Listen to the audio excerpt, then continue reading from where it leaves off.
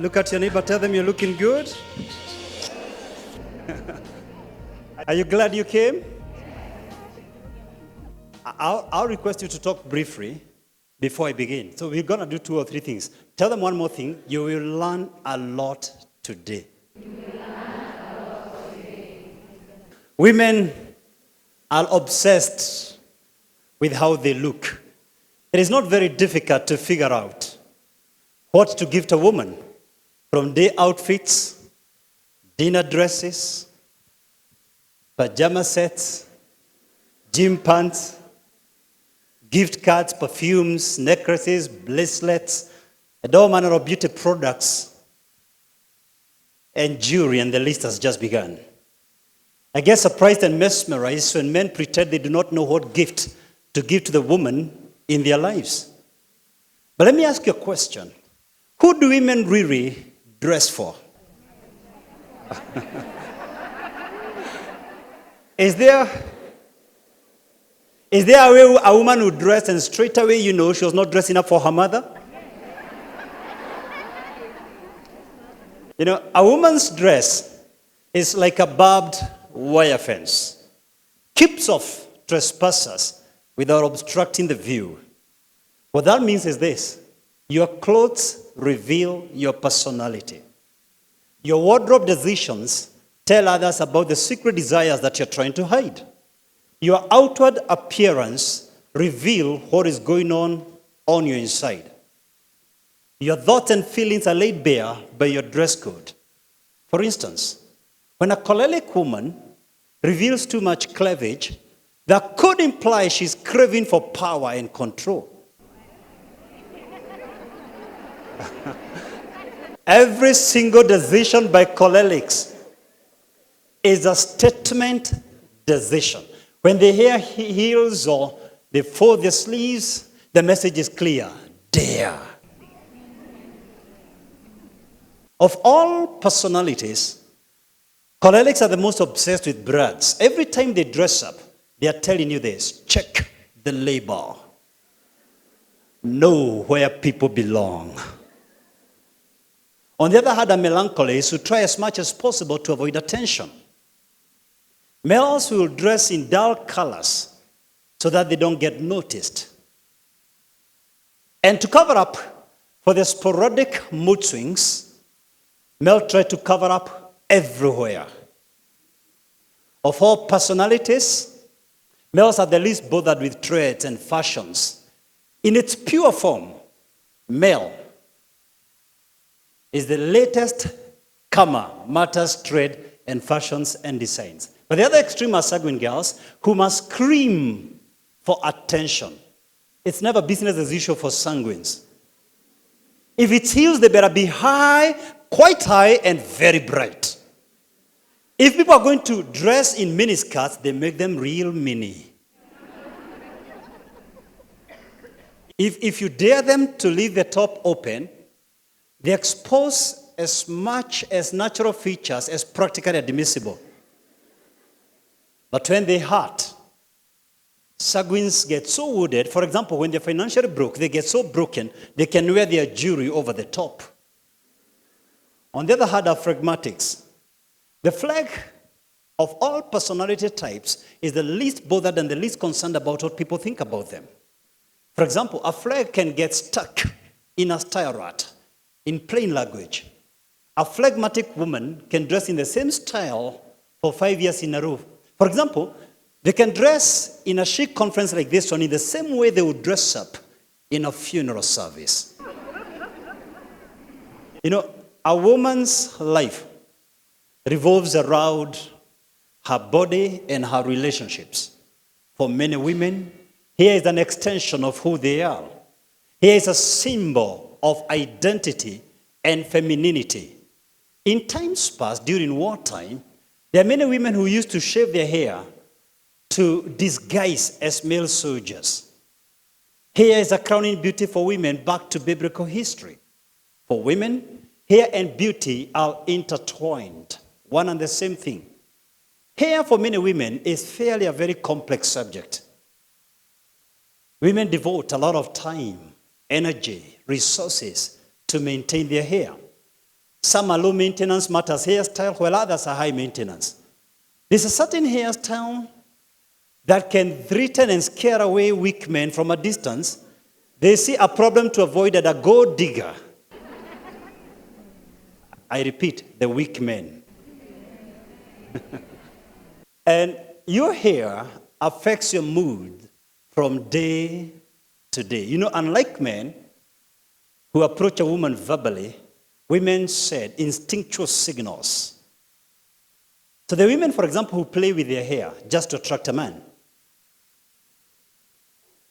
While hair play can be a signal of attraction, sometimes it's a sign of stress and anxiety. There are women who start playing with their hair when they are before a very attractive man, in their opinion, or when they're before their boss or their mentor.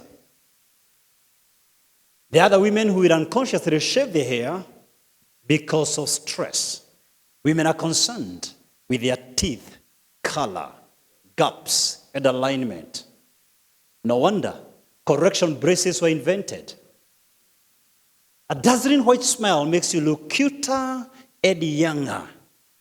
Failure to smile makes you look older and uglier.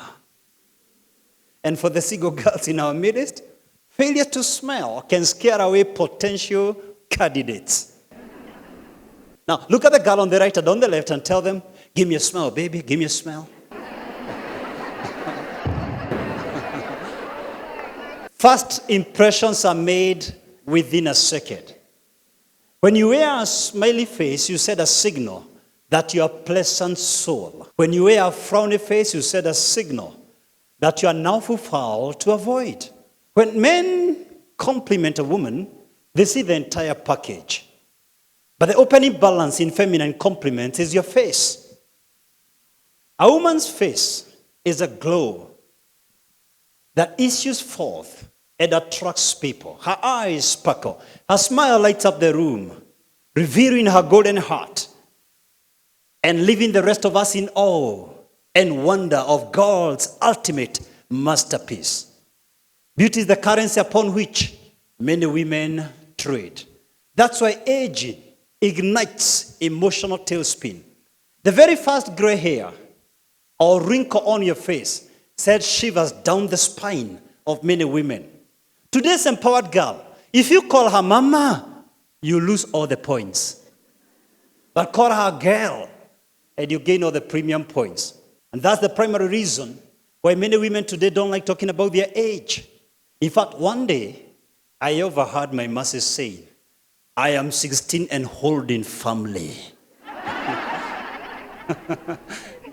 Age is such a moving target. It actually depends on your age. How old you see people depends on how old you are. For preteens coming to this conference, they will say there were very old women in the hall. For me to make that statement, I'll lose popularity at an alarming rate. Age is a moving target. Depends on how old you are. But anyway, it's in your interest to look beautiful. As a matter of fact, for your economic survival, looking attractive is paramount. Making calculated impressions is not vanity. It is strategic. Your appearance can create or kill confidence. Groom, not for others, but for your own comfort, so that you don't have to live any single day apologetically. Do not stand out on account of how plain, how dull, how unattractive you are until you're breaking the news. Every girl is meant to be a flower. The beauty of a flower is in its color and its scent. I want to request you to talk to the girl again on your right and on the left, and don't smell at them, but ask them, are you an attracting or a repelling flower?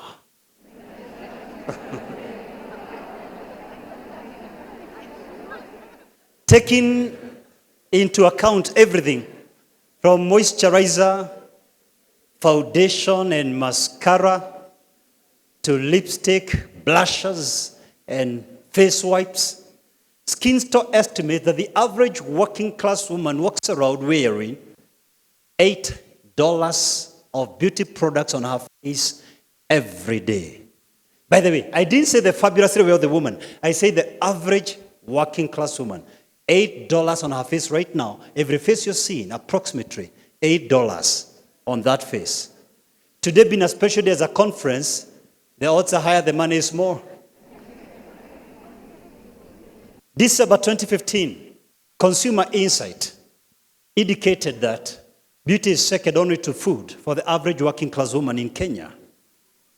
7 out of 10 women in Kenya prioritize beauty products over house rent or mortgage for their house, school fees for their children, buying clothes for their children, or even saving for a rainy day. The average working class woman spends about 10 minutes every single morning on makeup and 7 minutes every evening making down. That's about 17 minutes on your face daily, which may translate to approximately 4.3 days in a year, approximately 1 full year if you live up to your 80th birthday, assuming you began makeup the day you were born. Women's breasts are a fascinating phenomenon. There's no thinking of the fact that both gender consider women's breasts as sexual organs. I don't know what is your relationship with your breasts. A lot of debate surrounds the size and how much we should see flooding. Is it possible as you listen to me tonight, you feel like your breasts are as small as mosquito bites? And you can't even wear a bra, and this has stressed you since your teen years. Or perhaps you wear padded bras to suggest you're still loaded. Or are you hearing my voice tonight? And you feel like you have what I call, quote unquote, normal breast size. But you still can't even wear a bra because you want to strengthen your core, even though that leaves you with severe lower back pains. You have a somewhat love-hate relationship with your breasts. Or perhaps you're listening to my voice today and others are laughing, but you're overwhelmed by the massive size of your bust. And this tortured you, especially in your teen years, and you have not yet recovered. Could you be hearing me this afternoon and you cannot breastfeed your child because you fear sagging than you fear hell? A lot of women don't realize that sagging is caused by gravity. Gravity makes breast assume a hanging position. What are you going to do about gravity? As long as you live on earth. Is it possible you're hearing my voice and you sense your breasts are deformed, flat, and asymmetric? Asymmetric means not equal, not the same size, not uniform. Or maybe you feel your breasts are so far apart, there's such a wide gap, you feel you're abnormally made in your bust. It's also possible there's someone hearing my voice tonight, and she's very stressed with this conversation and the direction I've taken. She's trusting God, I will get out of this conversation. Bad news for you, I'm here to stay a little bit longer. And maybe the only time you touch your breast is during breast cancer screening and the few moments when you're showering. Other times you just allow someone else, to touch your breasts. And perhaps the reason you don't touch your breasts is because you sense you don't have arousal. For you, breasts are mere mammalian glands. Research reveals that this is a main motivation why a lot of women pierce their breast nipples. And that's why you shouldn't do stuff simply because other people are doing. You don't know their story. You don't know their motivation. All of us have secrets close to our chest. Don't make decisions on account of what someone else did to look like you're within styles. A lot of struggles that women have with their breasts can be traced to their early teen years, especially for early bloomers and late bloomers. Both early bloomers and late bloomers can end up with severe low self-image, severe low self-esteem, and loss of confidence. And if you're a mother hearing my voice of a preteen daughter, you should continually affirm them even if they look perfectly normal. You know, when we think about breasts, we think about small or large. But according to Bra Company, that love, there are actually 7 sets of boobs. And all of them are perfectly normal and beautifully imperfect. Ignorance on the part of many women make them go for breast correction for cosmetic reasons. A mild condition thoroughly exploited by crooked medics. And if you're the type listening to my voice tonight that allow every Tom, Dick, Harry to touch your breasts, then those breasts mean nothing to you. And you're suffering from low self-image, low self-confidence, low self-esteem. You are seeking for approval, for attention. If you know who you are, you should be comfortable in how you look. One would expect that women are not bothered by their butts because they're behind them. And women are looking forward. For the benefit of those who process information 5 minutes later, now I'm discussing about bottoms. And in my conference, please try to catch up with the news, not history. We live at a time when women's butts have been idolized. Strange that women bottoms make headlines. If my grandfather would resurrect, he would go back immediately.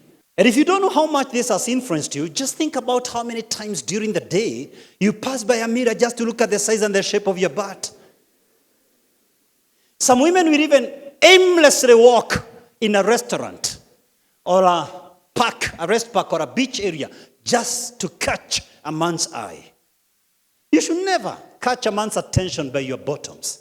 You should do that through your character and your brains. You should catch a man's attention using your first head. Digest that. If you catch a man's attention with your bottoms, you have to sustain it and sustain him through your bottoms. You know, you're wondering what you came for. This is what brought you here. Some women erroneously believe that twerking dance enlarges their butt size. Twerking dance can strengthen your pelvic muscles, which is all right, but has no impact on your butt size. Other women believe that sexual intimacy increases their butt size. You know the reason we want to increase our butt size? Some people are teaching you that women with big butts produce wise kids. Nothing could be further from the truth. Now, sexual intimacy is known to produce only 2 hormones. Oxytocin, the love hormone, and dopamine, the love hormone, the feel-good hormone. But there is no scientific evidence of any permanent hormone released in your blood system that can impact on the size of your butt. There was a New York City certified plastic surgeon by the name Matthew Schulman, who studied 50,000 butts across 35 countries. I don't envy him. And he categorized the butts into 5 categories or shapes. 1, square shape. 2, A shape. 3, V shape. 4, loud shape. And number 5, upside down shape. Now, upside down heart shape. I want to give you some examples, live examples right here. Some girls? Oh my God, who is ready? I want to tell you your shape. Are you ready? Oh my God, you're too shy. The bottom line about bottoms is this. Men are attracted by different sizes and different shapes, and we first interact with your face and character and brains, not your rears. If you lose confidence in your body, you will lose confidence in yourself. Don't measure up your beauty by somebody else's standards. There's some short ladies, or so they think, that wish they were slightly taller. If that describes you, let me tell you something. I've been a mentor for long, and I can't tell you the pain a lot of tall girls go through. Some of them can never get the right pair of shoes. Some of them can never get the right outfit. You know, there's some guys who speak with no filter. There was a man who asked a tall girl, "How is the weather up there?" There was another man who asked a colleague at work, a lady friend. He picked a chair like the one you're having, stood on it, and then invited her for a dance, suggesting for them to dance at the same level. He needs to be on a chair. There was a girl, a tall girl,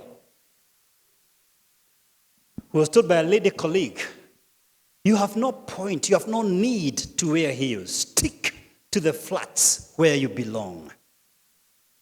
If you're a tall girl listening to me tonight, and you've been called sir and height-shamed more times than any therapy could ever erase, I want to suggest this afternoon there is no ideal height. Never shrink yourself to anyone's liking. In many cultures and societies, regrettably so, the fair-skinned girl was the pride of the family. I want to repeat that word. Regrettably so. Born in 1988, Nankoma, a multi-talented Ugandan artist, recounts how she was bullied by her classmates on account of her dark skin, to the extent she contemplated suicide. Mark you, she wasn't stereotyped by white people. It was not racism. It was fellow brown kids. The good news is this. Long ago, Nankoma has gone over it, and now she uses her talent in music to sensitize her community against stigmatizing kids on account of their color of their skin. There's a woman hearing my voice tonight who cannot wear a skirt because she doesn't like the color of her legs and the color of her knees. She hides in trousers. There's a woman listening to me here tonight who cannot wear open shoes because she doesn't like her toes and her toenails. There's a woman listening to me here tonight who cannot bask in the sun even on a holiday, fearing her skin to turn. There's another one tonight listening to me who has even gone to the extent of changing her skin color. But you may not realize there is someone paying millions of dollars to acquire the same skin color you're trying to lose. There is no such a thing as better color. There is no superior color. God is all colors. God is black and white and yellow and red and indigo and brown and maroon. That's why he has expressed himself in his creation in all these colors.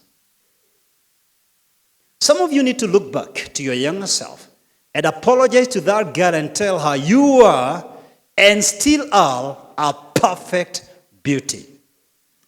Let me make a disclaimer. In my considered opinion, I've read that holy word of God from cover to cover, not once, every single word. From my considered opinion, from a biblical perspective, I don't think God is bothered with the color you use. You can use black paint on your lips, or red or yellow. I don't think God is bothered. This is a tent. This is dirt that will go back to dust. The point is this. Don't do it to look like someone else. Over 80% of women have stretch marks somewhere in their body. In plain language, if I pick any 10 of you here at Tradom, 8 of you have stretch marks.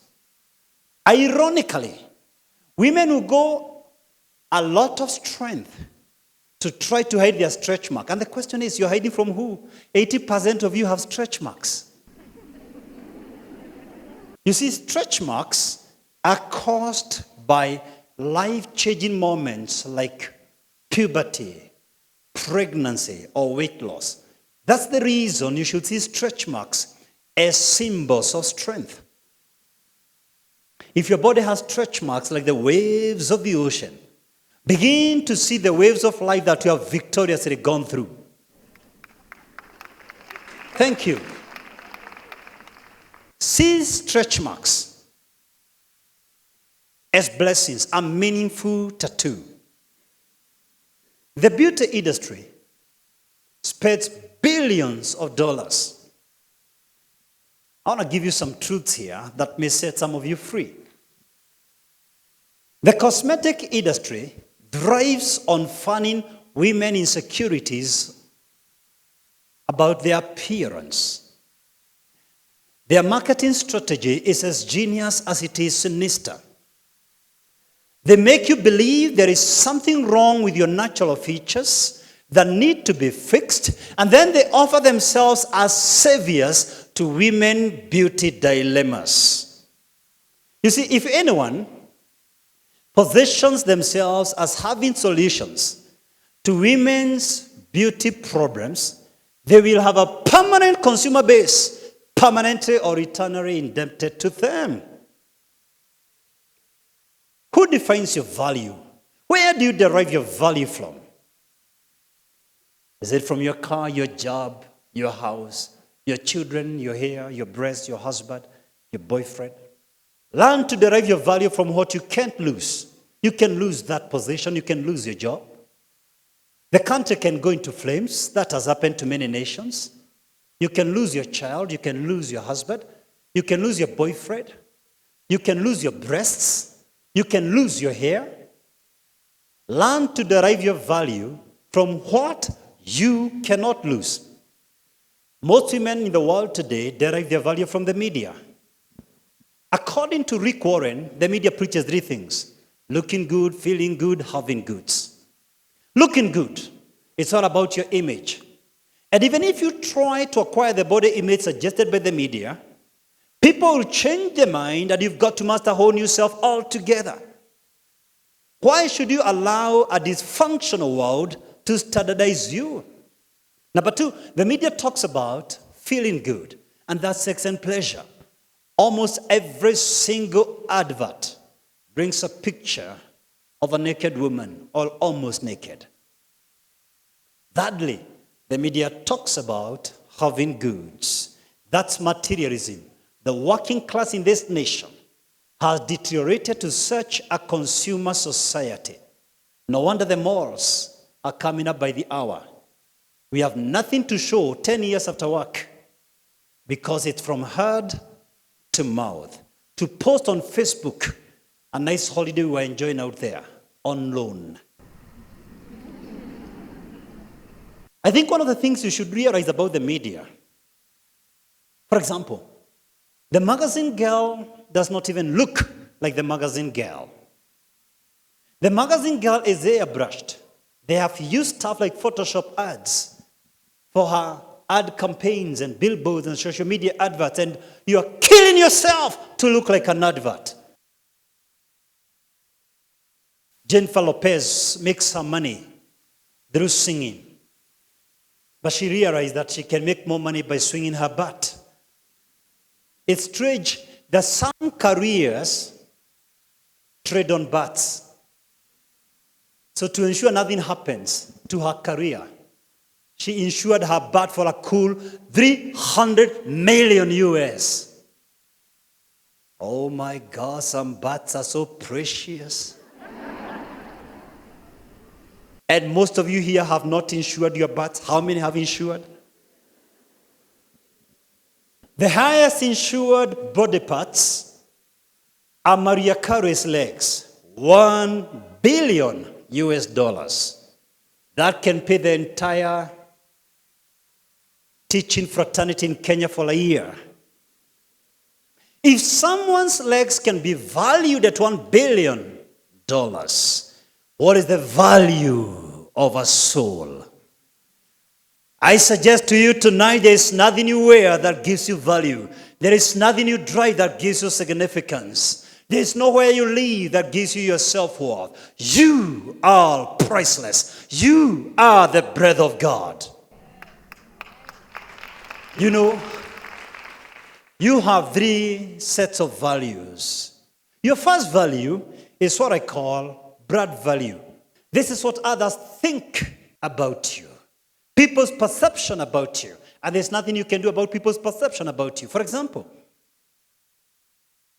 when they buy a footballer, They don't buy a footballer. How do you buy a human being? They buy his blood value. How much are they willing to put on the table for your appearance? That's your blood value. Then there's your second value, your self-worth. What you think about yourself. And you can erroneously think about yourself. And then there is the third value. And that's your true value. What God thinks and says about you, your divine self, your inner beauty. If you learn to appreciate yourself the way God made you, you'll attract the same level of energy. Others will reciprocate with the same level of energy. Your own self-rejection turns people away. Your own self-acceptance attracts people to you. I love how Eleanor Roosevelt responded to media critics. Being a woman, or the only U.S. president to have ruled for more than 2 terms because of World War II. Consistently attacked by the media that she was not an attractive person, she replied to them, "No one can make me feel inferior without my permission." I ask you today, what do you have against you? Because some of you, if you spoke to your friends the way you speak to yourself, you never have one friend again. What did you do to you? I invite you to begin a journey of self-love. Loving yourself is not vanity, it is sanity. And the more you love yourself, the less nonsense you will tolerate. You know, everyone has flaws. None of us is perfect. Everyone has defects. You see, whatever you focus on expands. If you continually focus on your flaws, they will look bigger. And as you think through your flaws, remember, some flaws are more pronounced. There's a woman like you with no legs. There's a woman like you with no breasts. There's a woman like you with no hair. There's a woman like you who has growths. And there's a woman like you who has breasts all over. I met a woman one day, and she was going through clinical depression because of beard. I agree, it can be stressful. But why kill yourself with what you have no control over? I suggest you don't have to rush to a dermatologist for every skin problem. Shave your facial hairs and walk tall. Everyone has flaws. There is only one woman who has ever lived on this planet with no flaws. Only one woman. Each one of you has flaws. Custom-made flaws that make you unique. Only one woman who was flawless. Only one woman. And that's Eve before the fall. Because God creates perfection. But after she lost Eden, the scorching sun and the toils of life took a heavy toll on her, and she looked like you. Sometimes I wonder, if everyone has flaws, who is this media, who is this society we accuse of suggesting an ideal woman image? I want to submit to you this afternoon that it is the voice of the enemy disguising in the name of society, disguising in the name of media. The question tonight, whose report will you believe? Your maker says you are created in the image of God. The only thing God created in his image is you, not even the angelic beings. Your creator says you are fearfully and wonderfully made. Your enemy wants you to doubt God's credibility about your testimony. Your enemy wants you to doubt what God says about you. The choice is in your heart. Who will you believe? None of you tonight is a product of mass production. None of you tonight is a product of an assembly line. You are specifically designed, placed at such a place and time for a unique purpose by the master craftsman. You are fearfully and wonderfully made.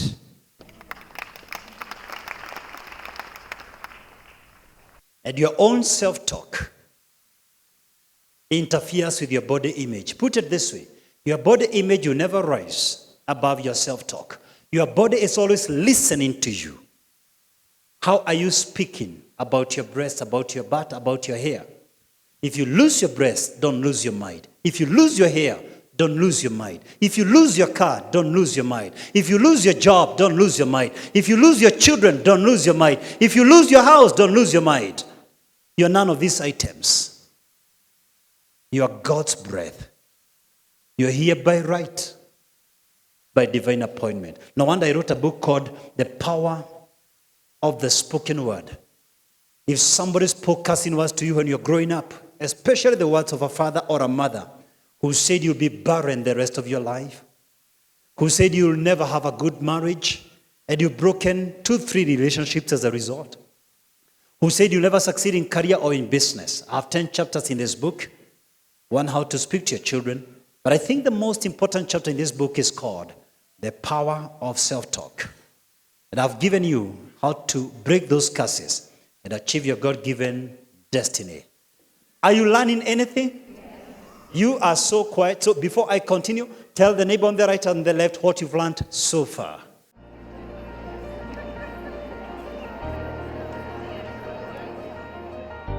Can we talk about men?